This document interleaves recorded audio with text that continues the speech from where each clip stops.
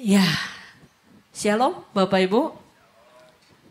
Biasanya dimanapun selalu sama. Shalom yang pertama kali disebut selalu 20%. Saya nggak ngerti kenapa gitu ya Bapak Ibu. Kayaknya budaya gitu ya. Saya ulang sekali lagi. Shalom Bapak Ibu. Nah kan selalu demikian. Oke. Apa kabar Bapak Ibu? Baik. Oh, jarang juga tuh. Biasanya kalau apa kabar Bapak Ibu? Kalau di gereja jawabannya adalah luar biasa. Oke. Sekian bulan rasanya saya enggak pernah kemari dan makanya saya bertanya apa kabar. Dan sekarang saya hadir lagi di tempat ini. Bapak Ibu boleh, Bapak Ibu bawa handphone enggak? Handphone? Pegang handphonenya masing-masing boleh? Bukan suruh cek WA ya, bukan ya. Tapi kita pegang handphone kita masing-masing. Saya punya tujuan, ya. Oke, semuanya pada punya handphone. Ini bukan masalah merek apa, harganya berapa, nggak ada hubungannya. Tapi setiap kita punya handphone. Betul nggak? Ada yang nggak punya atau nggak bawa handphone? Ada? Semuanya bawa. Yang bawa handphone boleh angkat tinggi-tinggi handphonenya. Oke, sekarang turunkan. Saya mau bertanya sama Bapak Ibu. Handphone ini sudah jadi barang yang hampir 99,99% rasanya manusia apalagi yang di kota besar itu punya handphone. Setuju Bapak Ibu? Setuju ya, setiap kita punya. Makanya tadi saya lihat semuanya juga pada punya handphone. Saya mau tanya sama Bapak Ibu. Kenapa Bapak Ibu beli handphone? Fungsi handphone apa sih yang Bapak Ibu sangat butuhkan dan kepake banget? Handphone ini buat apa Bapak Ibu? Buat apa? Boleh ada yang meresponi? Komunikasi sudah pasti. Lewat telepon bisa, chat bisa. Apalagi Bapak Ibu? Fitur apalagi di handphone Bapak Ibu yang sering dipakai? Yang kerja mungkin email, foto. Ya, foto, video buat IG story. Iya, gue lagi pergi makan enak nih. Tuh, lihat tuh makanan gue kan gitu ya. Apalagi Bapak Ibu? Spotify. Dengar musik, apalagi anak-anak muda zaman sekarang, setiap ketemu anak muda dimanapun mereka semua pakai earphone. Kita panggil-panggil, halo, halo, gitu. Karena mereka sibuk. Bisa buat apa lagi Bapak Ibu? Main game, yes, betul, betul. Itu salah satu hal yang sangat dicari juga. Makanya buat gamers, dia cari handphone dengan fitur dan dengan kapasitas tertentu yang membuat dia bisa main nggak nge-lag gitu ya Bapak Ibu. Apalagi? Apa? Apa lagi? Banyak sebenarnya, banyak banget. Betul ya Bapak Ibu? Saya mau tanya, handphone Bapak Ibu bisa ini enggak? Center, bisa enggak Bapak Ibu? Bisa, pasti bisa. Saya mau tanya sama Bapak Ibu, kira-kira kita kalau beli handphone, smartphone ya, jangan ngomong handphone yang dulu gitu ya, yang cuma buat telepon doang, bukan. Smartphone, kita beli handphone dari harga 1 juta ada, 2 juta ada, 3 juta, 5 juta, 7 juta, 10 juta, 15, 20, 25 pun ada. Ada. Apakah ada orang yang beli smartphone dengan harga sekian juta, cuman buat nyenter? Kalau pas kebetulan mati lampu, atau kebetulan areanya gelap, kita nyalakan senter. Ada? Kenapa? Bodoh ya Bapak Ibu ya. Beli handphone 1 juta, 5 juta, 7 juta, 15 juta. Cuman buat senter. Kalau lu butuh senter ya lu beli senter aja. Kagak berapa puluh ribu juga. Betul Bapak Ibu? Nah setiap benda dibuat dengan fungsi yang spesifik. Dengan kapasitas dan kemampuannya yang tertentu. Punya tujuan gak Bapak Ibu? Punya. Bahkan Bapak Ibu kalau lihat orang tuh ngedesain handphone, dia tuh pikirin segala macamnya. Termasuk ukurannya, termasuk fitur yang ada di dalamnya, termasuk kelebihan yang ada di dalamnya. Ada handphone yang bisa dibawa berenang Bapak Ibu. Mungkin itu buat perenang-perenang atau orang yang hobi di air, atau buat putri duyung ya, cocok kayaknya beli handphone macam itu. Kenapa? Butuh dibawa air. Kalau yang gak suka berendam-berendam, gak perlu saya beli handphone yang bisa berenang ke dalam-dalam air. Betul ya Bapak Ibu. Kemarin ini saya sempat lihat berita. Kalau gak salah Oppo ya. Saya lupa brand apa gitu. Dia malahan baru saja mau rilis handphone yang bisa direbus. Dimasukin ke masakan. Saya sampai mikir tuh. Emang ada yang mau ngerebus-ngerebus handphone gitu kan. Gak bakal kita rebus juga kan handphone kita. Sekalipun dia bisa direbus. Kita juga enggak, cuman saya pikir mungkin itu untuk menjangkau kalangan-kalangan chef. Ya, kerjanya di dapur ya, siapa tahu lagi bikin sop, aduh kecemplung handphonenya, nggak bakal rusak. Mungkin, saya juga nggak ngerti sebenarnya buat apa. Tapi setiap benda dibikin dengan desain khusus, kemampuan khusus, kapasitasnya begini dan begitu, pasti ada tujuannya. Ada target marketnya, ada yang membutuhkan benda seperti ini. Sebab nggak ada orang yang bikin barang, penelitian, dijual, dan laku keras, tapi barang itu nggak ada gunanya. Nggak mungkin. Siapa yang mau beli Bapak Ibu? Semua benda pasti ada gunanya. Termasuk pajangan bahkan, lukisan bahkan, aksesoris. Kalau dibilang gini, perlu banget nggak sih kalau nggak ada ini mati? Enggak sih. Tapi saya mau loh benda ini. Ini berguna kalau bagi saya. Seperti itu. Nah Bapak Ibu, benda-benda di dunia ini yang dibikin sama manusia, semua ada tujuan. Semua ada fungsi. Semua ada nilainya. Pertanyaannya, kita manusia, kita ini buatannya Allah. Setuju gak Bapak Ibu? Walaupun lewat papa mama kita tentunya ya. Tapi kita ini ciptaan Allah, kita ini buatan Allah. Tuhan tidak pernah izinkan kita lahir di bumi, nongol di bumi, tumbuh besar. Nggak ada gunanya, tuh nggak ada. Tidak ada. Setiap kita ada fungsi, ada tujuannya. Benda aja ada. Saya pernah dengar, saya lupa siapa. Seseorang tuh pernah berkata begini. Tempat yang paling kaya di dunia ini itu adalah kuburan. Saya sampai mikir, maksudnya kalau orang kaya bikin kuburannya mewah gitu ya. Saya pikir gitu. Oh bukan, kenapa dia bilang tempat paling kaya itu di kuburan? Karena di sanalah terbaring potensi-potensi ajaibnya manusia yang tidak sempat dipakai sampai orangnya mati. Terus saya pikir gini, seperti yang handphone tadi. Sebenarnya kita didesain Tuhan, diciptakan Tuhan secara khusus. Itu dengan fungsi yang kadang-kadang kita gak pernah kepikiran. Dengan tujuan yang kadang-kadang pikiran kita gak nyampe. Begitu luar biasanya, tapi banyak di antara kita tidak pernah sadar sampai kita mati. Seperti handphone tadi. Nilainya 25 juta misalnya. Samsung berapa gitu yang paling baru gitu ya. Tapi cuma dipakai buat nyenter. Atau kalau bangkunya agak godek dikit nih buat selip deh di bawahnya biar jangan godek-godek. 25 juta cuma dibakal ganjelan bangku. Cuma dipakai bakal senter. Padahal dia bisa banyak banget. Padahal handphonenya pinter banget. Sayang gak Bapak Ibu? Sayang. It's a waste. Bagaimana dengan hidup kita? Bapak Ibu sadarkah ketika Bapak Ibu lahir di dunia ini, Tuhan punya potensi, dia taruh potensi yang luar biasa di dalam hidup kita. Dan kalau kita ketemu potensi itu, kita tuh maksimal banget hidup di dunia ini. Sebelum lebih lanjut, buka firman Tuhan dulu yuk. Efesus 2 ayat 10. Efesus 2 ayat 10, yuk kita baca ya sama-sama. Efesus 2 ayat 10, 1, 2, 3. Karena kita ini buatan Allah. Diciptakan dalam Kristus Yesus untuk melakukan pekerjaan baik yang dipersiapkan Allah sebelumnya. Ia mau supaya kita hidup di dalamnya. Saya ulang ya sekali lagi ya Bapak Ibu. Takutnya tadi ada yang belum ketemu. Efesus 2 ayat 10 bilang begini. Karena kita ini buatan Allah. Diciptakan dalam Kristus Yesus. Untuk melakukan pekerjaan baik yang dipersiapkan Allah sebelumnya. Ia mau supaya kita hidup di dalamnya. Bapak Ibu setuju nggak bahwa setiap kita nih di manusia di bumi ini nggak ada yang sama satu juga? Setuju?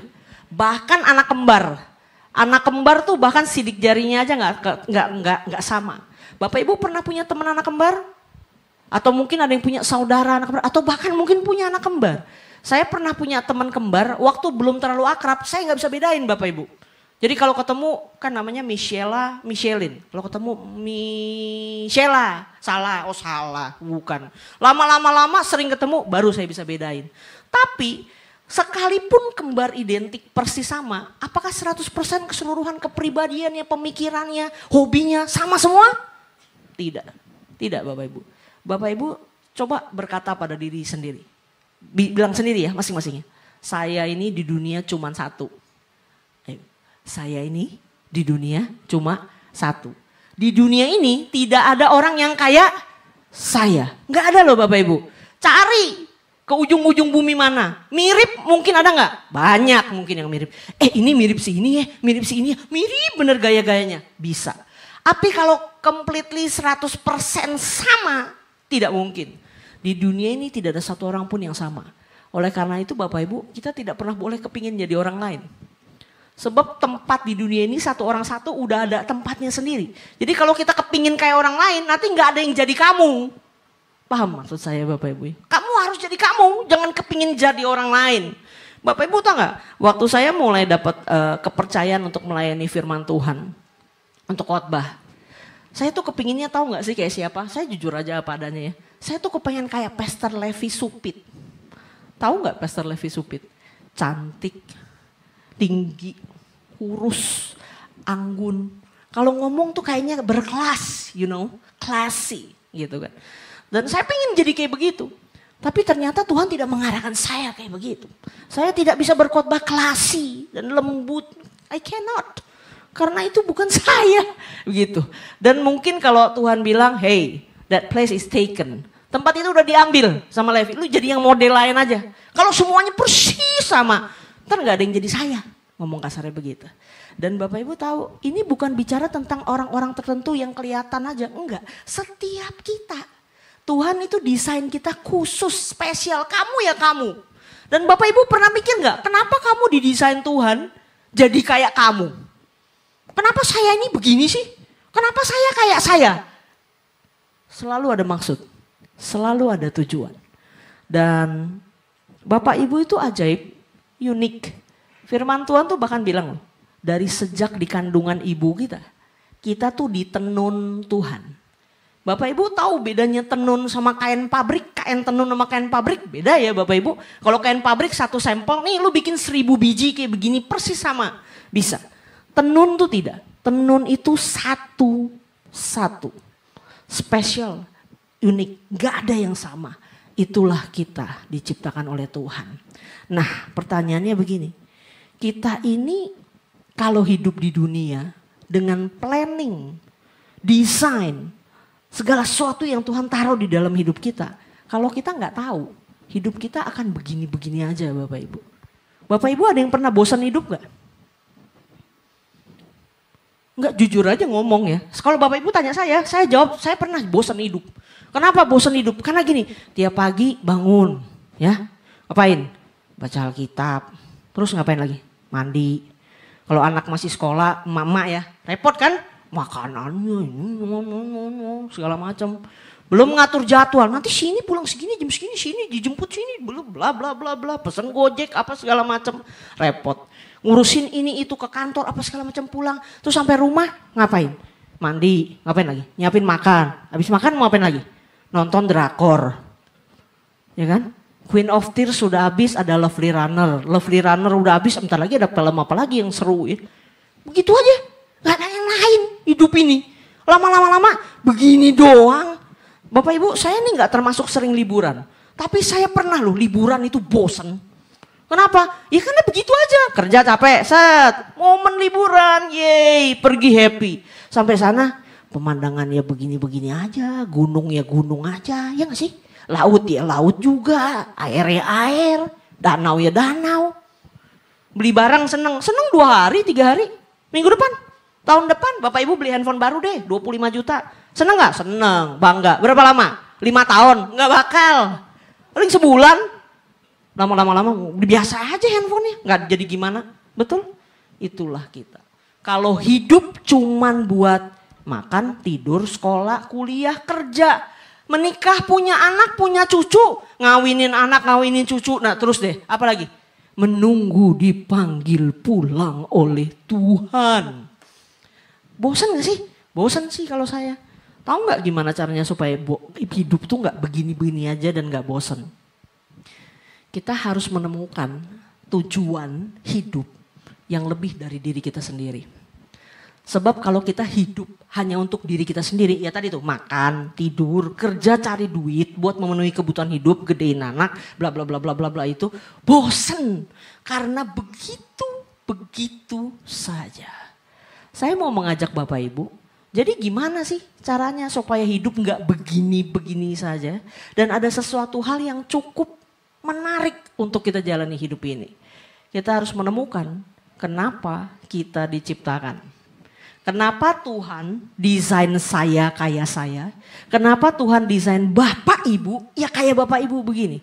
Selalu ada tujuan yang khusus. Gimana cara menemukannya? Yang pertama untuk menemukannya. Lihatlah segala sesuatu yang sudah Tuhan taruh di dalam diri kita. Bapak Ibu, sebenarnya kalau ikut semacam kelas pemuritan, ada assessment, ini topik satu aja butuh 3 hari buat ngerjain. Tapi saya sampaikan kulitnya aja buat Bapak Ibu biar ada gambaran. Bapak Ibu ini lahir di keluarga yang seperti apa? Dididik oleh orang tua yang seperti apa? Itu ada maksud Tuhan loh di sana. Nggak main-main. Dengan kondisi ekonomi tertentu, ada yang berkelebihan, ada yang cukup, ada yang sangat kekurangan. Itu Tuhan selalu punya maksud di sana. Bapak Ibu ketemu orang tua yang super galak, super otoriter, atau yang nggak terlalu penuh kasih sayang, atau mungkin yang lahir di keluarga broken home kayak saya. Tuhan punya maksud di sana. Bapak Ibu punya karakter beda-beda, betul? Ada orang yang detail banget, cerewet banget. Ada yang enggak, ada yang cuek bebek. Tapi semua itu enggak ada yang bagus, jelek, ini keren, ini enggak keren, enggak ada. Semua itu membentuk kita menjadi kita kayak kita ini, unik. Setiap kita punya hobi yang berbeda-beda. Punya talenta, punya kemampuan yang berbeda-beda, betul? Ada yang pintar banget nyanyi. Kalau dia nyanyi jadi singer kita senang, ya kan? Bagus dia nyanyi, ya kan? Ada orang yang kalau dia nyanyi, lu boleh nggak diem aja? Masalah gue udah berat denger lu nyanyi, gue tambah gak enak perasaan gue, udah diem aja lu. Ada gak yang gitu? Ada, gak cocok buat jadi penyanyi. Kenapa? Talentanya tidak pas. Ada orang yang sangat super detail. Saking detailnya, kalau kita mau pergi jalan-jalan bareng sama dia, nyebelin. Misalnya kita bilang nih di grup keluarga ya, kita nanti liburan pergi ke Jepang ya. Oke, orang detail langsung gini, perginya berapa hari? Tanggal berapa? Pesawat pagi, siang, apa malam? Naik airline apa? Sampai sana estimasi jam berapa? Nginep di hotel mana? Kita ke kota mana dulu? Lalu kita kemana lagi? Itinerary-nya lu bikin dulu yang jelas. Gue cek dulu kalau bagus gue baru mau pergi. Kalau enggak gue gak mau. Itu orang detail. Kalau orang gak detail, ke Jepang yuk tanggal sekian. Ayo aja deh gak banyak pusing. Mau kemana pokoknya kita pergi. Begitu kan. Tapi saya mau tanya sama Bapak Ibu. Orang detail yang nyebelin itu. Yang rese, complicated, mau ujung ke ujungnya tahu. Saya mau tanya sama Bapak Ibu. Kalau Bapak Ibu suatu hari. Ini amit-amit ya. Suatu hari ada kejadian. Ada satu anggota keluarga yang perlu operasi bedah syaraf. Pilih dokter yang detail, kriwil-kriwil kecil mau lihat. Atau dokter yang gampang operasi syaraf. Gak ada masalah itu. Setengah jam juga selesai. Pilih yang mana? Pasti pilih yang detail, ribet, cerewet. Karena lu lebih yakin sama dia. Ini orang kayaknya kerja bedah syaraf lebih bener. Kenapa? Itu gak main-main. Ntar salah colek. Maksudnya mau benerin mata kiri jadi mata kanan. Otak kiri jadi otak kanan kan berantakan nanti Bapak Ibu. Betul? Jadi tidak ada sisi kepribadian, ini bagus, ini jelek. Kalau punya kepribadian kayak gini oke, kepribadian kayak gini enggak ada Bapak Ibu sebenarnya. Kenapa? Karena semua itu untuk kita saling melengkapi. Betul Bapak Ibu? Ada orang yang demen banget ngatur. Ada. Betul ya? Di mana-mana kita ketemu itu. Mau di kantor, mau di gereja. Mau di rumah, ada orang yang demen ngatur, entah kenapa semua diaturin sama dia. Sampai kita bingung, kita datang aja ke rumahnya duduk, udah duduk, antum di sofa nih. Maaf, boleh bangun sebentar, jangan duduk di sebelah situ. Lah ilah, nih kenapa dikasih bangku kalau lu kagak boleh duduk di situ. Jangan, duduknya di sebelah sini aja. Cerewet banget ngatur-ngatur orang duduk. Ada yang begitu. Mungkin memang didesain Tuhan jadi pemimpin, memang. Cuman kadang-kadang setiap karakter kita itu punya sisi minus, dalam tanda kutip bukan minus sebenarnya Bapak Ibu. Titik kritis di mana kita mesti tahu, kita mesti aware. Jadi kalau kita tahu kelemahan dan kekurangan apa, kita nggak serese itu jadi orang. Nggak terlalu banyak konflik sama orang lain. Bisa mengikuti nggak sampai sini Bapak Ibu? Bapak Ibu punya karunia dari Tuhan ngatur, dominan, kepemimpinan. Bagus nggak? Bagus. Bapak Ibu bisa ngelihat jauh, bisa ngelihat visi, punya planning. Kita mesti bikin kayak gini nih buat nyampe ke sana. Ayo kita bikin kayak gini. Tapi orang kayak gini, kritisnya di mana? Sisi yang mesti dia hati-hatinya di mana? Kurang mikirin perasaan orang. Itu biasanya orang yang demen ngatur. Bikin begini, gitu aja lu gak bisa. Itu loh kesana, lu masa gak ngerti sih? Sementara yang sini kepribadiannya beda. Dia gak semudah itu menangkap, cuman dia follower yang baik. Tapi perlu diarahkan baik-baik. Itu, setiap orang punya kelebihan, punya kekurangan. Sisi sini saling melengkapi sisi situ. Bapak Ibu, untuk kita tahu rencana Tuhan buat hidup kita harus tahu. Tuhan desain kita kayak apa? Karakter kita kayak apa? Bapak Ibu kalau zaman dulu orang sering ikut tes kepribadian. Kayak dominan, intim, stabil, cermat, tahu ya. Melankolik, kolerik, sanguin, plekmatis. Itu semua kan saling melengkapi. Kalau Bapak Ibu ikut di perusahaan sekarang malah lebih banyak lagi tes-tes semacam itu. MBTI, nanti ada ISFJ, ada ENTP. Itu semua punya kepribadian masing-masing. Dan perusahaan-perusahaan sekarang pakai kayak gitu untuk apa? Nempatin orang di posisi yang tepat sesuai karakternya. Ini karakter ini gak cocok sama ini. Ini kalau yang udah company yang besar banget, ini udah complicated banget Bapak Ibu. Satu tim 10 orang campur nih, ini gak bisa nih, ini ruwet nih. Gak jalan nih timnya nih kalau semua modelnya kayak gini. Ganti. Kenapa? Saling mengisi, saling melengkapi. Bapak Ibu, berapapun usia kita, tidak pernah telat untuk mencari tahu. Tuhan kenapa saya masih hidup sampai hari ini? Kenapa Tuhan saya masih ada di sini entah sampai kapan, saya mau maksimal. Saya gak mau potensi saya terkubur nanti di kuburan saya dan jadi sia-sia. Tuhan mau saya ngapain sih? Oke, lihat ke dalam dirimu. Satu, kita bisa apa? Kita punya apa? Potensi apa yang Tuhan kasih buat kita untuk kita kembangkan. Semua yang Tuhan percayakan perlu dikembangkan. Gak dikembangkan gak bisa. Orang dikasih talenta buat nyanyi. Oke, gak langsung bisa jadi wow, diva. Enggak. Tetap mesti belajar, tetap mesti dikembangin, tetap mesti les vokal. Orang dikasih karunia apa lagi? Oh kayaknya ini nih, detail nih, hitung-hitungannya pinter. Tetap mesti belajar dia. Ya tetap mesti sekolah, kuliah, les, apapun. Sehingga dia makin bisa terasah dan maksimal nanti. Seperti itu kan. Demikian juga setiap kita. Bapak Ibu lihat apa yang ada di dalam dirimu. Lihat apa yang kamu punya. Itu satu. Untuk kita tahu rencana Tuhan buat hidup kita. Yang kedua, lihat sekelilingmu. Tahu kenapa mesti lihat sekeliling?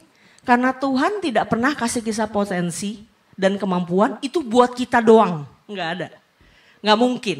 Tuhan misalnya kasih kita kepintaran untuk komputer misalnya ya. Hal-hal komputerisasi pintar banget. Hanya untuk diri kita sendiri, happy main komputer sendirian. Tidak. Tapi pasti kalau Tuhan kasih kita kemampuan itu bisa dipakai buat orang lain mendapat berkat, mendapat manfaat. Itu sudah pasti. Orang yang tahu, oh saya bisa ini. Lalu dia lihat di gereja ini misalnya. Kayaknya gereja ini kurang di sisi ini nih. Gua punya kemampuan itu nih. Saya mau mengajukan diri. Kak, Bu, pastor, saya bisa ini.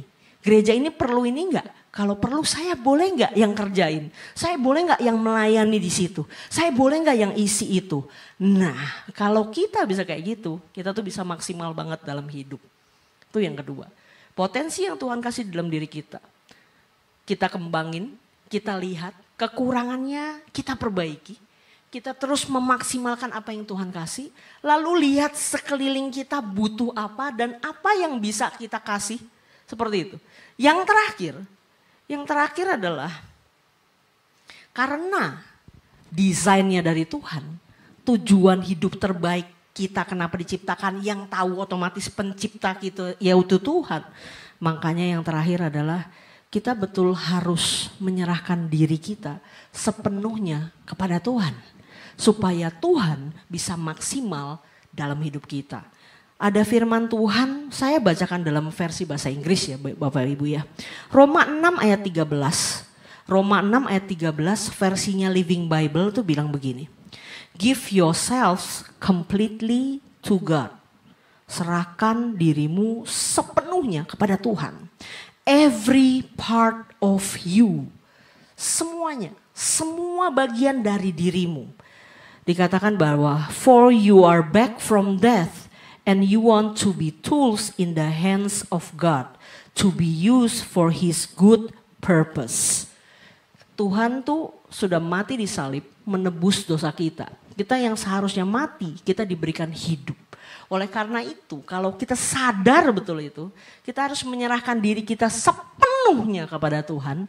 Biar Tuhan pakai semuanya yang kita bisa, sungguh-sungguh buat tujuan Tuhan dan memuliakan Tuhan. Bapak Ibu, hidup kalau cuma begini-begini doang, percaya deh. Bahkan ada titik bosan yang banyak. Bentar-bentar bosan. Kita harus menemukan purpose atau a cause greater than ourselves. Kita harus ketemu tujuan yang lebih daripada diri kita sendiri. Ketika kita menemukan tujuan Tuhan ciptakan kita sesuai dengan kehendaknya, itu akan menghasilkan hal yang luar biasa di dalam hidup kita. Satu firman Tuhan lagi, mungkin ini firman ayat yang terakhir, Roma 14 ayat 7 sampai 8. Roma 14 ayat 7 sampai 8 bilang begini. Sebab tidak ada seorang pun di antara kita yang hidup untuk dirinya sendiri. Dan tidak ada seorang pun yang mati untuk dirinya sendiri. Sebab jika kita hidup untuk Tuhan. Dan jika kita mati untuk Tuhan. Jadi baik hidup atau mati, kita adalah milik Tuhan. Makanya saya beri judul hari ini, bukan aku, bukan saya, bukan kita masing-masing doang. Tapi ini semua tuh tentang Tuhan. Tuhan yang hidup di dalam hidup kita. Kalau tadi saya bilang bahwa Tuhan punya desain loh, Tuhan punya rencana spesial loh buat kita. Bapak Ibu jangan ngebayangin gini ya, oh mungkin itu orang-orang tertentu lah. Mereka dari presiden, mereka jadi menteri, mereka jadi pengusaha yang sukses, ternama, viral, berhasil. Mungkin yang kayak gitu kali ya baru mencapai. Tidak Bapak Ibu, kalau semua orang mau jadi presiden, yang mau jadi rakyat siapa Bapak Ibu? Semua orang mau jadi pemimpin nomor 1, komisaris utama, direktur utama. Terus yang jadi karyawan tuh siapa? Tidak mungkin. Keberhasilan kita bukan ditentukan dari posisi di dunia ini. Bukan dari saldo rekeningmu. Bahwa itu berarti berhasil tuh. Kalau saldonya kurang banyak, kurang berhasil. Bukan. Tapi seberapa kita tahu kenapa kita diciptakan. Lalu kita memenuhi kenapa kita diciptakan tersebut. Itu yang menjadi faktor keberhasilan. Jadi gak ada hubungannya sama kaya miskin. Posisi peringkat nomor 1 atau nomor 2 di perusahaan atau di gereja. Tidak ada hubungannya. Tapi seberapa kita nangkep Tuhan maunya apa pada momen itu untuk kita kerjakan. Disitulah kita memenuhi rencana Tuhan. Saya punya cerita sedikit Bapak Ibu. Mungkin remeh. Saya sama Pastor Yakob suami saya, kita punya anak cuma 1 Bapak Ibu. Sekarang sudah usia 18 tahun, lagi persiapan untuk graduation SMA. Sebentar lagi dia kuliah. Dari sejak dia kecil kita berusaha mengajarkan dia untuk takut akan Tuhan, mengasihi Tuhan dan sebagainya. Pastinya lah ya. Nah saya ingat ada satu momen waktu dia di SD, ini masih SD loh. Ini anak masih kecil gitu. Saya tuh ajak dia baca firman setiap hari itu dari sejak dia SD kelas 1. Jadi sebelum berangkat sekolah kalau emak-emak yang lain pasti ngurusinnya nomor 1 makanannya. Saya enggak, mungkin gara-gara itu anak saya kurus gitu ya. Nomor 1-nya soalnya saya kasihnya firman, jadi kagak gemuk gitu anak gitu ya. Kurus, kecil, cuman saya ajarin dia untuk takut akan Tuhan, ikut Tuhan sungguh-sungguh dari dia kelas 1 SD, baca Alkitab setiap pagi itu wajib, jadi harus. Nah ada satu momen kalau gak salah kelas 3 Bapak Ibu, 3 SD. Anak 3 SD masih kecil gak Bapak Ibu? Kecil lah ya, masih kecil ya, belum terlalu yang gimana-gimana gitu ya. Suatu hari pas lagi ambil rapot, saya dipanggil sama gurunya ambil rapot, lalu dia bilang gini, anak saya kan namanya Brevi, cuma nama depannya Excel. Jadi kalau di sekolah teman-temannya lebih tahu dia sebagai Excel. Saya dibilang gini, Mam terima kasih ya, Excel tuh luar biasa loh. Saya mikir luar biasanya di sisi sebelah mana nih gitu ya. Dia bilang gini, waktu masuk tahun ajaran, guru itu dudukin orang, si A sama si B, si C sama si D gitu ya. Dan dia lihat ada satu anak ini yang agak tidak sosialisasi. Di kelas itu diem aja, jadi kayak gak pernah ngomong. Dan entah kenapa guru itu berpikir anak ini akan baik kalau didudukin sama anak saya. Oke, dikasih duduk sama anak saya udah lupa anak ini namanya siapa Bapak Ibu. Didudukin sama anak saya dan guru itu manggil anak saya. Mungkin karena tiap hari dari kecil dikasih firman jadi dia masih kecil tua ya Bapak Ibu ya. Jadi bisa diajak disuruh-suruh gitu maksudnya ya. Dipanggil sama gurunya dia bilang gini, Excel boleh tolongin miss gak? Temenmu itu gak gitu bisa bergaul sama teman-temannya. Diem aja gitu. Excel boleh gak jadi temennya dia? Temenin dia. Supaya dia nanti bisa lebih sosialisasi dan nanti bisa bergaul sama teman-teman yang lain. Saya nggak ngerti gimana cara dia sebenarnya jelasin ke anak saya, tapi kelihatannya anak saya menangkap. Dan Bapak Ibu tahu di akhir tahun pelajaran, miss-nya itu tuh terima kasih sama saya. Karena apa? Karena anak yang ditemenin sama anak saya itu berubah Bapak Ibu. Yang tadinya diem aja, bingung miss-nya tuh bagaimana ini anak ya. Cuman jadi bisa lebih light, bisa bercanda dari yang cuman sama anak saya doang. Sampai akhirnya dia bisa main sama teman-temannya satu kelas. Dan tadinya saya cuma pikir, oh ya wow luar biasa ya. Anak saya yang kecil itu yang menurut saya sebenarnya nggak ngerti, belum ngerti gimana lah ya masih kelas 3 SD. Dia sudah memenuhi rencana Tuhan bagi hidupnya pada saat itu untuk teman sebangkunya. Kembali lagi, rencana Tuhan itu gak melulu bicara perkara-perkara yang besar menyelamatkan dunia gitu. Enggak Bapak Ibu, hal remeh jadi berkat buat teman sebangku yang sama-sama anak kecil ini pun. Ini rencana Tuhan loh Bapak Ibu, betul. Dan seketika tutup kelas, naik kelas, mereka disuruh bikin apa ya?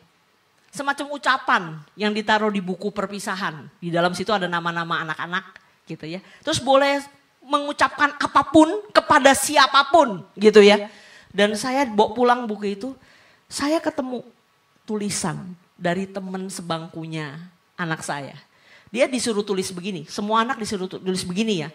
Apa yang paling berkesan di kelas 3 ini bagi kamu? Apa yang paling penting dan berkesan bagi kamu di kelas 3 ini?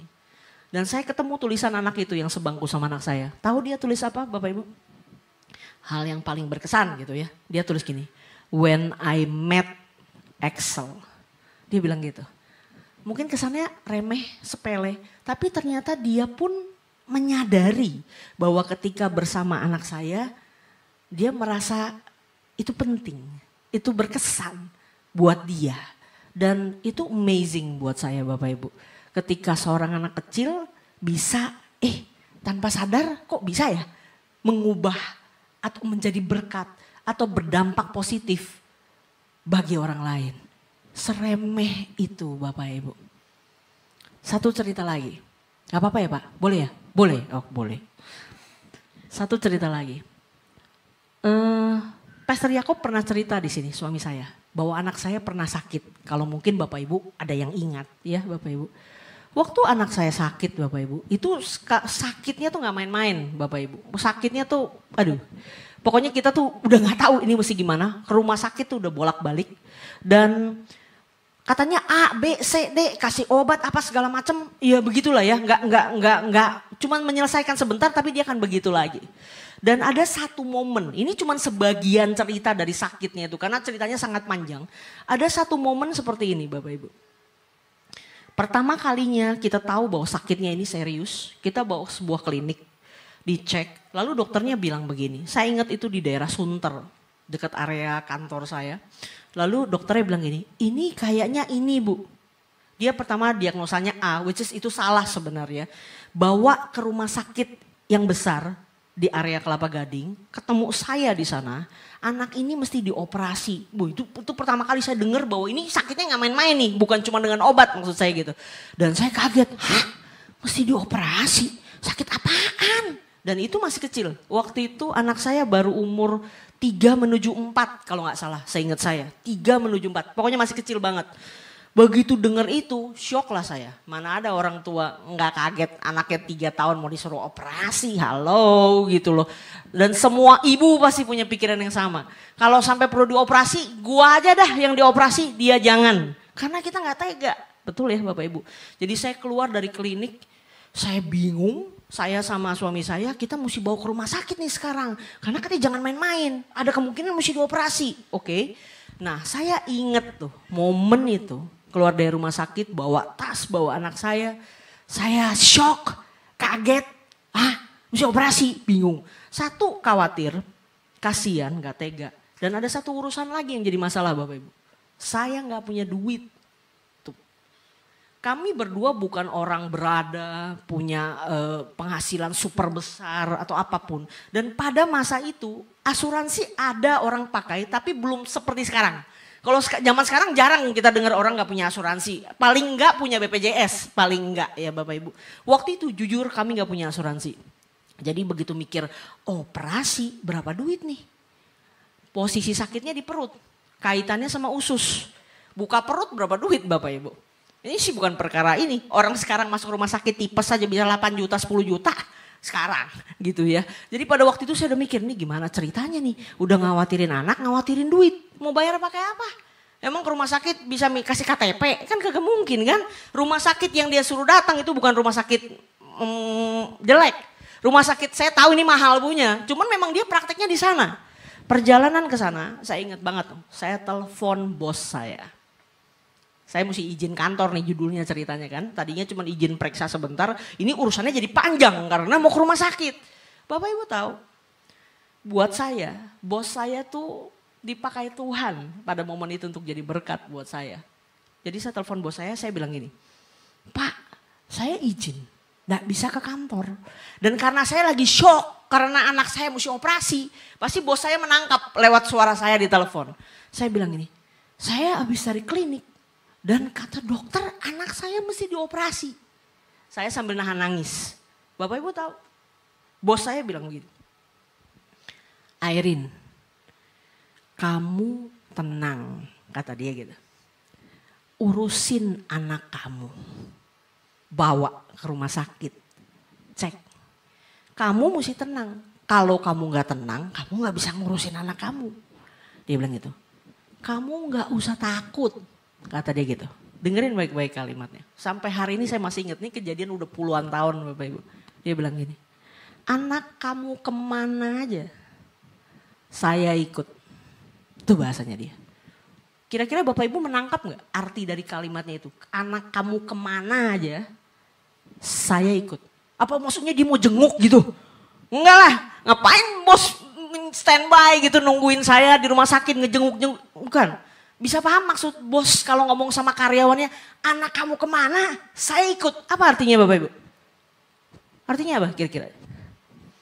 Lu gak usah pikirin bayar. Betul gak? Betul gak Bapak Ibu? Iya dong, bos yang ngomong. Iya kan? Waktu dia ngomong itu Bapak Ibu. Anak kamu kemana aja, saya ikut. Waduh itu merinding, itu luar biasa. Itu kayak Tuhan yang ngomong. Dah, gak usah pusing. Pergi ke rumah sakit, urusin. Saya pergi ke rumah sakit Bapak Ibu. Saya urusin itu anak. Dan memang betul banyak biaya bla bla bla bla bla bla. Dan bos saya memenuhi janjinya. Bahwa berapapun itu bos saya tanggung jawab. Bos saya yang ngurus. Saya gak perlu gini. Pak ini ya Pak kemarin janji gini-gini minta gini. Enggak. Sedapat-dapatnya saya bayar. Dia cuma perlu tanya berapa yang kamu perlu bayar. Dia gak pusing. Bapak Ibu. Bos saya bukan pendeta, bukan pengkhotbah, bukan pemimpin rohani. Tapi pada momen itu, dia dipakai Tuhan untuk jadi berkat buat saya. Menolong saya dengan segala kelebihan yang dia punya. Buat dia duit itu gak ada artinya Bapak Ibu. Iyalah bos saya gitu kan, beda lah sama karyawannya. Tapi buat saya besar sekali artinya. Bapak Ibu punya apa? Wah saya gak kaya. Gak mesti jadi kaya untuk nolong orang. Oh saya cuma bisa jadi tempat sampaci. Tempat curhat. Teman saya kalau lagi galau cari saya tuh. Saya juga bingung kenapa tuh. Terus dia cerita panjang lebar. Nangis. Saya padahal cuman udah sabar ya. Sabar. Tapi ntar dia kapan datang lagi juga sih. Bingung juga saya. Padahal kayak saya gak ngapa-ngapain. Itu kamu jadi berkat buat dia. Kita punya apa? Apa yang kita bisa? Apa yang kita bisa lakukan? Apa yang bisa kita perbuat? Tuhan, saya dikasih apa sih sama Tuhan untuk saya jadi berkat buat orang? 1. 2, orang butuh apa dari saya? Apa yang saya bisa isi kebutuhan orang itu? Lakukan.